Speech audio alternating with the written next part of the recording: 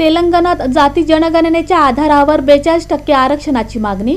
जंतर मंतरवर काँग्रेसच्या वतीने धरणं आंदोलन करण्यात आलं.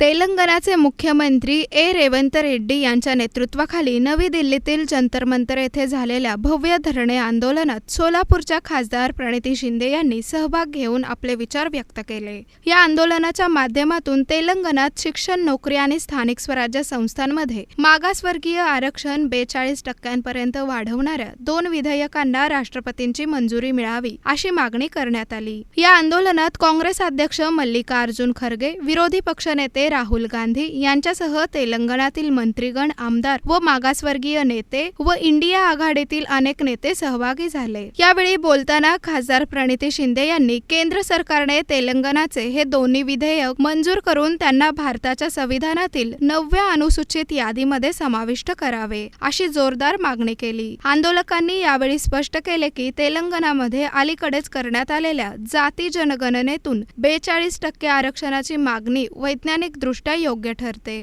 हे धरणे आंदोलन तेलंगणामधील काँग्रेस सरकारची जातनिहाय सामाजिक न्यायासाठीची बांधिलकी मानली जात आहे. विशेषतः आगामी पंचायती निवडणुकांच्या पार्श्वभूमीवर ही महत्त्वपूर्ण हालचाल मानली जात आहे.